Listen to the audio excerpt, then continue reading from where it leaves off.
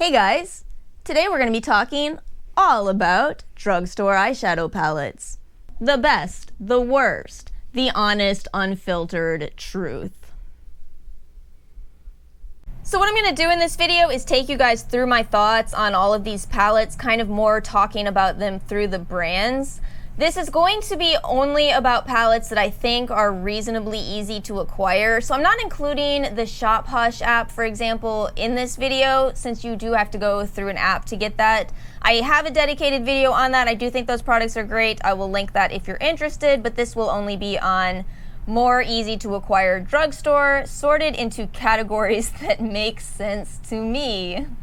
This first category is what I'm calling new drugstore, maybe spelled N-U, I don't know. Anyway, these are palettes that you're not gonna find at CVS or Walgreens. You do have to go to Ulta or the brand's websites directly, but this is some of the best palettes in this entire video.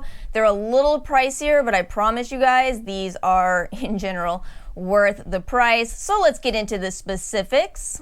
I wanna start with BH Cosmetics, and this should come as absolutely no surprise if you watch my channel. I am such a fan of the Zodiac palette in particular. Now this palette, this is a little different than most of BH Cosmetics formula, which is a very good thing. These are so good. The mattes in here blend like an absolute dream.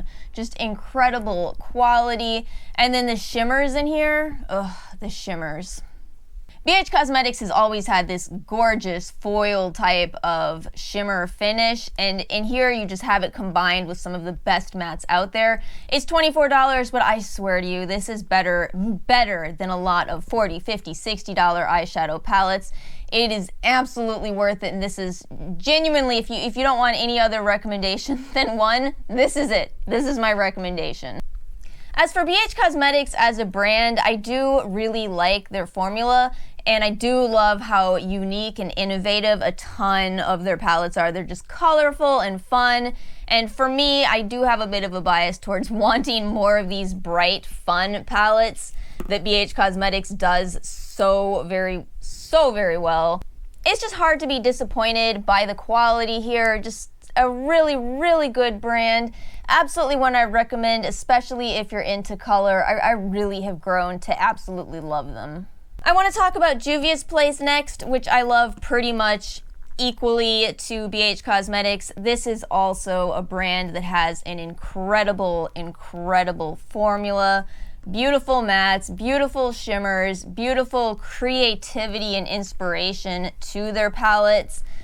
They're just so good and so affordable. This palette right here is the Masquerade, and it's one of my absolute favorite palettes in my collection. It is a gigantic palette, and if anything, I'd recommend you buy the mini of it, the Masquerade mini, but it's so fantastic. It's got these really colorful shadows, and then you've got a bunch of neutrals too.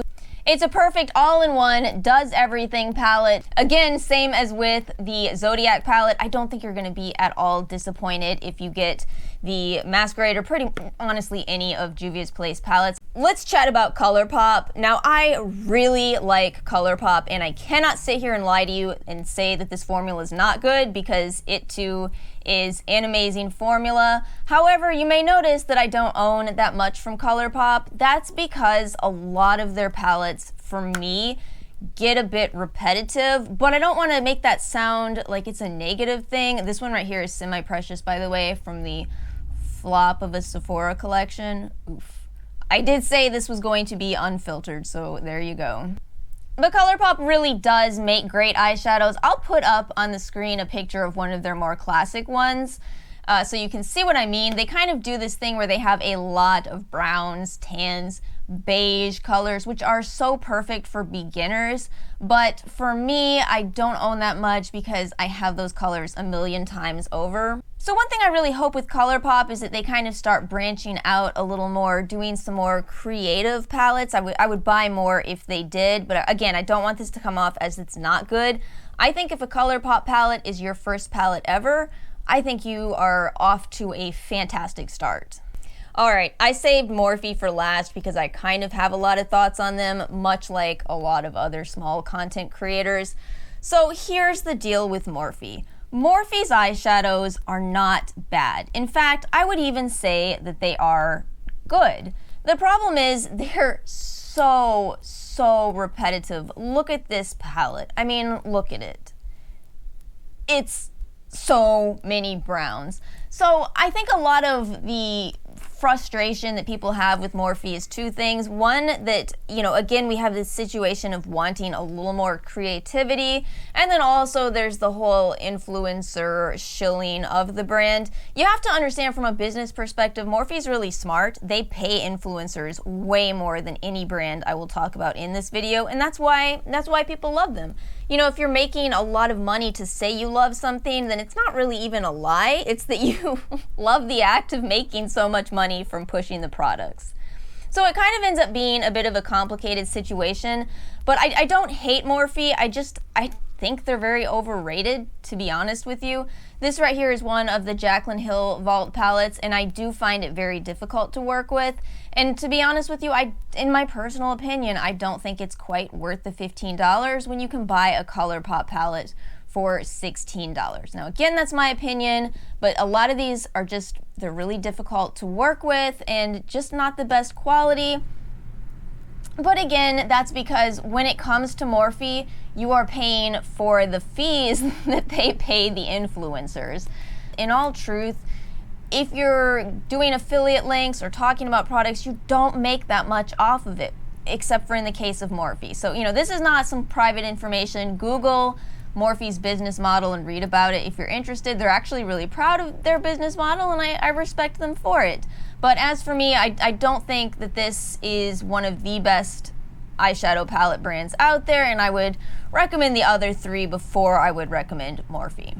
This next category is my in-betweens, both for price and accessibility. You'll see why as soon as we get into them. Let's dive in to Milani first, because Milani has such a good formula. These are so affordable. You can get them at Walmart. It's a case of I don't know how they did it. So I own 3 of the newish square palettes: Most Loved Mattes, Soft and Sultry, and Bold Obsessions. So I'll go ahead and talk a little about these. Bold Obsessions is probably my favorite. It has these incredibly beautiful metallic shades, and then the mattes blend so nicely. This is a great palette for anybody who doesn't want too much color. And you know, again, it's funny because I'll say several times through this video, I'm a bit biased when it comes to neutrals. These are the best in my opinion. You know, they even look like Tarte palettes. You gotta give them that. Just really beautiful colors. This one, the Soft and Sultry, I would probably recommend this most for people who really want a more subdued look. It's kind of like the Too Faced Boudoir Eyes, if you remember that palette. And then the Most Loved Mattes, this is the palette that has kept me from buying any of the Viseart palettes. That's how good it is. This palette just has all of your blending needs covered. It's beautiful. It's got a nice mirror in it. Just a fantastic palette for $15. Don't know how Milani does it. Then we're gonna move over to NYX. NYX has had so many releases, and in some ways, I feel like I have a bit of a love-hate relationship with them. A lot because this one right here is from the Elements collection. This is the Air palette. It's a beautiful, wonderful pastel palette, better than a lot of high-end pastel palettes that I've tried, but they tried to sell this for $30, and to me that's just so far out of NYX's price range. I don't believe that it went over very well, but it was a great palette. It does have the mirror in it. However, I'm glad they've gone back to their more normal pricing. This is a new one. This is the Sugar Trip Squad, and I actually think it's a really good palette. It's not the best palette I've ever used in my life, but it is a solid palette with a really nice variety of colors. You know, a lot of fun shades in here, a lot of really strong mattes, which, you know, again, that's something that is going to be a little harder in the more affordable drugstore price range. But it's a really nice palette, and I believe it's even $11 right now, so that's a good one. But they have had some misses. I don't really love this, even though I love the idea behind it. I decluttered my Ultimate Brights palette. I did not think it was good. But, you know, again, they really have had some hits, and they've had some misses. So then we have Pixi, and I'm gonna rave about Pixi later in this video, but as far as their eyeshadow formula is concerned, it's not one that I would recommend for people who are really into the more bright, intense colors. But I don't want to say too much bad about this, because on one hand, some people do like a more subdued eyeshadow, and I think that that's Pixi's strength. I kind of feel like they're more for the professional, you know, and in a lot of ways these actually remind me of Bobbi Brown shadows or Dior even. So I don't hate them, but I don't think that if you like more pigmented modern eyeshadows, I don't think you're gonna really love Pixi's current formula, and that's all that I have from them. Then we have Zoeva. I wanted to include Zoeva in this video because I want to be fair to everybody across the world.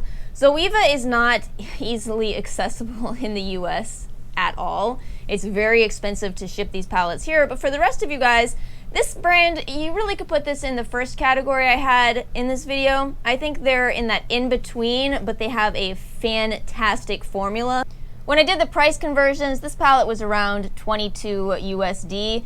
These mattes blend so nicely. So if you're international and you're feeling left out, just go with the Zoeva brand. And as far as us in the US, I hope that we get some more Zoeva represented over in this country, because again, it's a really great brand. It's just expensive for shipping. And let's be honest, in this current controversial climate, we can't afford to pay for shipping. That's why Americans need free shipping. We need to pay our healthcare bills. So then I have what I'm calling the classic drugstore brands. However you deem this classic, this is what I kind of feel like represents CVS, Walgreens, etc. shopping. Now I have to be honest with you guys that this is not typically my favorite category. So I have the Maybelline Lemonade Craze right here. This is not a horrible palette, but it also really could be better. And considering that it retails for $15, this is again a case of I would say go with ColourPop over this. It's just ColourPop's gonna give you so much more for $1 more. I still hope that Maybelline improves because, you know, I like a lot of their face products, but their eyeshadows are just a little on the okay side. L'Oreal is probably where I have the most regrets. This is the LA palette Nude Intense. This was supposed to be a dupe for the Naked palettes. Sure, I guess in some ways it's similar, but there's nothing inspirational to me about using this palette. I mean, it kind of swatches okay, but it's overall very meh in terms of some of the better palettes that are out there. And it is pricey. I believe this one is around 24-ish, something like that. I'll pop it up on the screen again. Again, just not a favorite for me. This is their newer Enchanted collection that all has scent to it, kind of in that Too Faced inspiration. This one is better than the other palette, but it still leaves me a little wanting. Again, it is definitely better though. It's just, I can see this being enjoyed by somebody who is more into neutrals than I am. To me, it's okay. It's not bad. Before I get into Rimmel, let me real quickly comment on CoverGirl. I don't own any of their palettes because much like L'Oreal and Maybelline, I have never felt like their eyeshadows were the best, but I'm rooting for them. I know that everybody is getting excited about their cruelty-free status now applying, so hopefully CoverGirl comes out with some great new eyeshadow. But this is actually going to be my top pick from this category, the Rimmel Magnifies. I only have the Electric Violet edition, but this is a great palette. If I understand correctly, not all of the palettes in this series are the same, and it seems like there's a lot of personal preference involved in whether you'll like this or not. It is a little more powdery, but that's because you have more pigmentation going on. For me, I like this, and I'm surprised how much I reach for it. I've used this with all kinds of higher end brands just because I know that this is a great place for me to get some purples. So I love this palette, but there are some mixed feelings on it. Just wanted to make sure I say that. However, I like it. I actually would get more from this range. So these are my underrated palettes. These are palettes that deserve more recognition. Now, I already have a video on this Essence brand. So I'll make sure to link to that. But this one right here, this Fairy Wings and Magical Things, this is a $10 palette that is such good quality. These are light pastels, but if you layer them over a white base, they are so, so, so pretty. And then some of them are more intense colors. This is actually what I'm wearing today. I love this palette. The other two are also creative, and I really like to see that in drugstore makeup. I feel like a lot of it is more on the neutral side, so seeing some more unique shades is amazing. I love that they're $10. Very, very underrated eyeshadow palettes. Flower Beauty is a brand that is newer to me, but I'm really enjoying their products. This one is more of a neutral palette, good dupe for naked type of palettes if you're interested in that. However, I love this little Wonderlust palette. It's tiny, I will say that. It's a lot smaller than I expected, but these are some very soft, very gorgeous shadows. They definitely have a very high-end feel, so if you don't mind paying $11 for just a couple shades, this is a great palette. But again, it is, as you can see, really small. If you guys know my channel, you should not be at all surprised that I'm gonna put Ulta in my underrated category. The reason Ulta doesn't get more recognition is because they have this tendency to give out poor quality gifts with purchase that are not at all like their full-size products. So of course, this is their full-size matte neutrals. It is amazing quality, really, really good palette. Again, I just wish so much that Ulta would represent their own brand better. Now this one is $20, but you should never pay $20 for Ulta's brand. They always have some kind of a deal going on. Usually you can get it for 50% off. Then I've got a small handful of these kind of hard to find palettes. I don't know if that's always the case, but that's what I'm calling these. This Sonia Kashuk one, do you guys remember this? This was so raved about for a while. I can't even find it, but I just wanted to, I can't find it to purchase online. But I wanted to put it in this video because on the off chance you ever come across one of these, it's an amazing palette, and you should know that that is absolutely true. It's incredible. Now, I also have this mini of the Sleek palette. I forget the name of this. Let's see. When the Sun Goes Down. This is a really cute little palette that helped me to know that I do think the Sleek brand is a really great brand. I probably wouldn't recommend anybody actually buy this size because it's very difficult to work with, but as you can see, it swatches beautifully. It's a really nice quality palette. I think this is one of these that's more accessible for people in the UK, I believe. So if that's the case, Sleek really does have good eyeshadow. This Catrice palette, honestly, it was a disappointment, and it's supposed to be $15. I'm gonna have to say you can get way better eyeshadow at the drugstore than this. I like Catrice so much for so many other products. I'm actually wearing their foundation today, but this to me was a miss. Then we have Keko. Keko is a very popular brand overseas, and I get the reason. This is an incredible quality palette. I'd heard that their eyeshadows and their lipsticks were incredible, and it's proving true. You actually can get this in the US, but I think not a lot of people know about this brand. So I hope they do get more exposure because they really do have incredible, beautiful eyeshadow palettes. This last category is my dirt cheap eyeshadow palettes. I realize that's quite relative, but I'm again trying to categorize here. So let me go ahead and start off by just saying this. If a palette is ridiculously cheap, it's probably not worth the low price tag that it has because you're probably never going to use it. That's my case with this. I'm probably just going to trash it. It's not a good palette.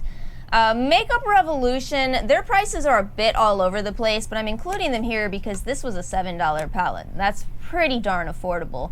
However, I've already decluttered my Emily Edit the Wants palette because I don't love Makeup Revolution's formula. The mattes are definitely something you can work with. I've just never understood why the shimmers are a little bit subdued. Yeah, this is a very good example. Come on, pigmentation, where are you? Again, they're not horrible, but they're not the best. Let me just swatch some of these blushes so I can tell you that Makeup Revolution as a brand is not bad. It's just that I don't think their eyeshadow formula is fantastic. But again, there is always personal preference involved, and I think that some people like the formula of Makeup Revolution because they're very hard pressed into the pans, which means if you're the type of person who really jams your brush in there and jams your brush on your eye, and don't feel bad if you are, I've had a tendency to be that person many times in my life, If that's the case, you actually might like these just because you won't get too much pigmentation onto your brush, so you won't have a ton of fallout with Makeup Revolution. Let me talk about Wet n Wild next. These new palettes have had a lot of mixed feedback, but I'm gonna have to sit here and tell you guys that I love this $5 Rose in the Air palette. This is of course the dupe for Anastasia's Modern Renaissance. A lot of people don't seem to love the shimmers in here, but I think they're great. I actually, in many ways, I like this palette more than the Modern Renaissance itself, and that, again, like I just mentioned, has to do with the way that I apply my makeup. I do have a heavier hand, and for me, these shadows are fantastic. I'd recommend this one over Comfort Zone, though, because after getting it, I did understand why people don't love the duochrome. It's nice, but it is a little powdery, and I don't find that it wears as well as, say, MAC's Club. But it's still a good palette, and for $5, you can't beat it. Let's finish with e.l.f. I did end up buying the Modern Metals, even though I put it in an anti-haul. This is the Opposites Attract palette, and this kind of changed things for me with the way I viewed e.l.f. I had already decluttered quite a few of their older palettes because I didn't think they were great. This is actually a great palette. Now, it is $16, so I don't even know if it should be in this segment, but in fairness, e.l.f. did used to be very affordable.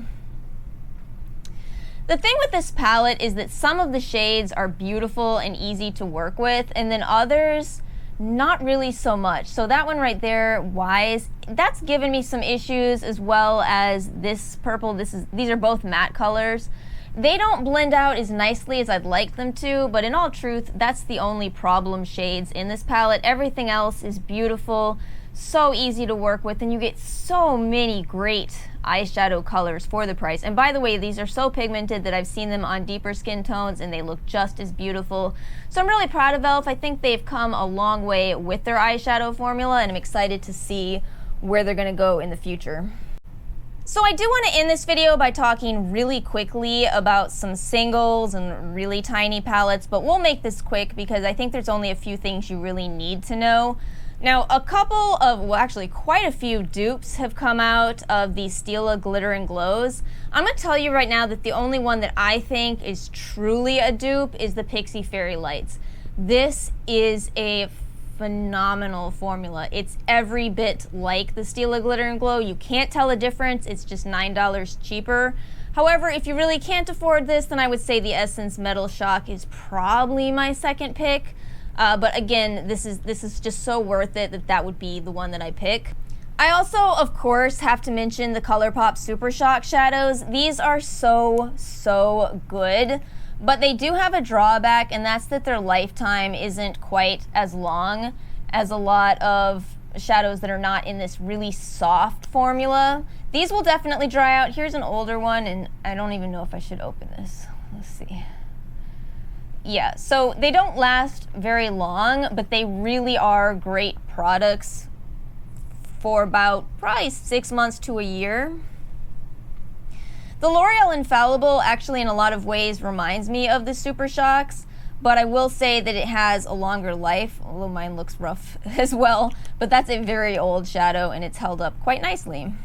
I want to mention the NYX glitters. I should have mentioned these before. Be careful with these. There's only a few that are eye safe, and I see people use them so often on their eyes. In all fairness, they're called face and body glitters, but I really think NYX should have just printed onto the packaging which ones are eye safe and which ones aren't, because you really don't want to cut your eye on a piece of glitter. So be really careful with these and make sure you're always using eye safe glitter around your eyes. Finally, let me end with these Almay quads. These are cute, but I personally regret buying them because I don't think these are for makeup lovers.